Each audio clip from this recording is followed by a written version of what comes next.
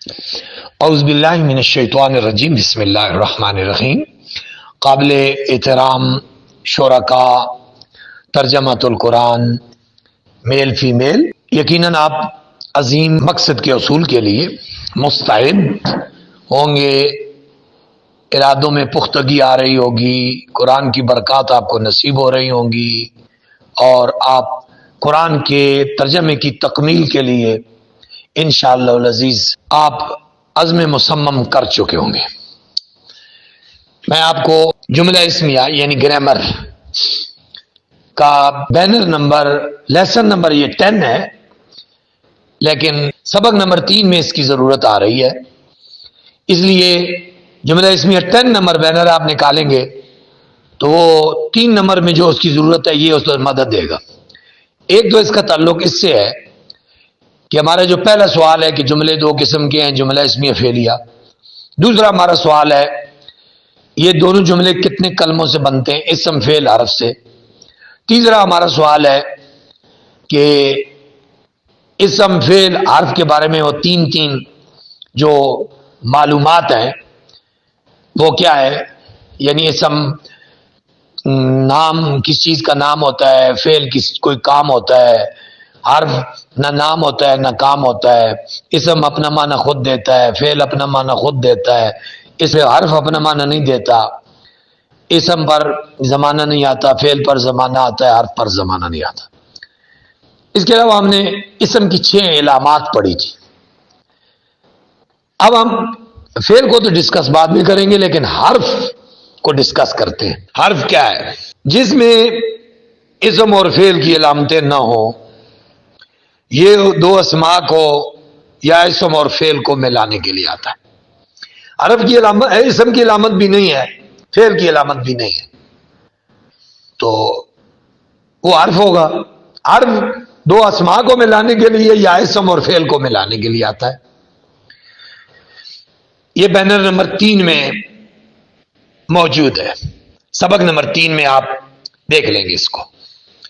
جیسے ذهبت بالکتاب، ذهبت فعل ہے، با حرف جارہ ہے، الکتاب اسم ہے تو مجرور بھی ہو گیا۔ تو با نے حرف جارہ نے یا حرف نے جوڑا ہے کس کو؟ ذهب فعل کو اور اسم کو۔ اسی طرح اب میں آپ کو وہ جو اسم کی علامات میں اسم سے پہلے حرف جارہ آتے ہیں، حرف جارہ کیا ہے؟ انگلش میں انہیں پری پوزیشن کہتے ہیں۔ جارہ، حرف جارہ، جارہ یہ جر سے آیا ہے، جر میں نہیں زیر۔ اب انہیں جارہ کیوں کہتے ہیں؟ جب یہ اسموں پر آتے ہیں تو اسموں کے آخر میں زیر دیتے ہیں۔ پہلے تو جارہ ہیں کتنے اور کون کون سے ہیں، اور انہیں ہم نے یاد کیسے کرنا ہے، یہ بڑی خاص بات ہے، بڑی ٹیکنیک سے انہیں یاد کرنا ہے۔ یہ ویسے 17 حروف ہیں، کون کون سے آپ بینر سامنے رکھا ہوا ہے اپنے پری پوزیشن۔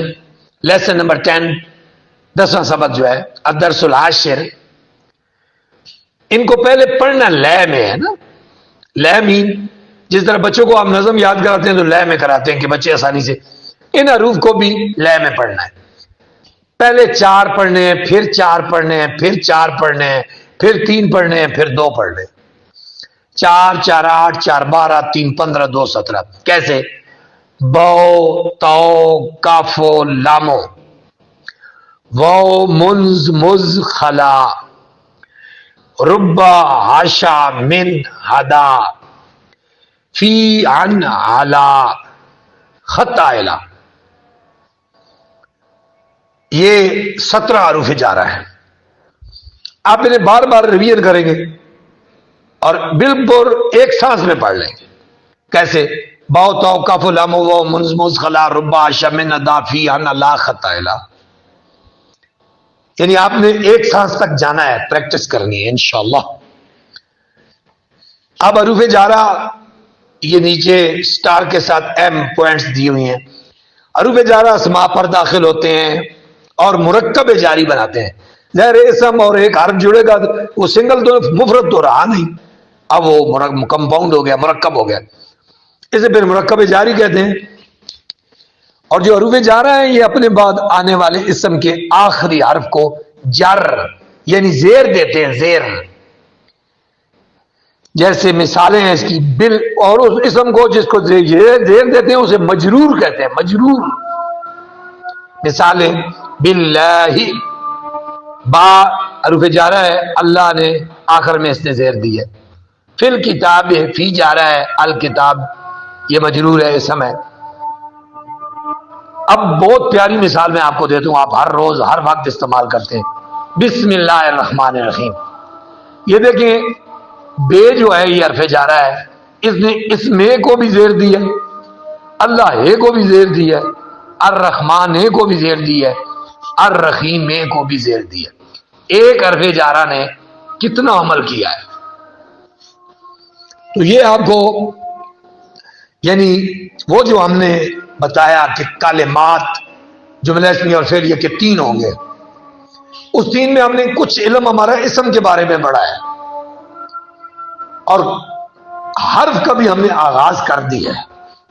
یعنی آپ کو کوئی، آپ یہ نہیں کہہ سکتے کہ حرف کے بارے میں ہم نے نہیں پڑھا.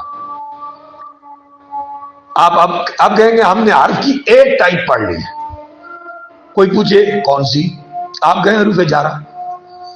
اب یہ انگلش میں پری پوزیشنز ہوتے ہیں، تو بہت عام سے پری پوزیشن نیچے ہم نے دی ہوئی ہیں. After, on, along، till، into، our، besides، of، with، from، under، among، before، beside، to، between، outside، through، of، since، in، around. These all are prepositions. ساتھ ساتھ چونکہ ہم نے عربی سے پڑھتے پڑھتے انگلش کو بھی کور کرنا ہے نا، تو ظاہر ہے ہمارے کلاسز میں نچلے لیول کی بیٹیاں بھی آ سکتی ہیں. چھٹی، ظاہر ہے ہمارے چھٹی سے اپ ٹو ہم لے لیتے ہیں نا، اپ ٹو 70 سال تک.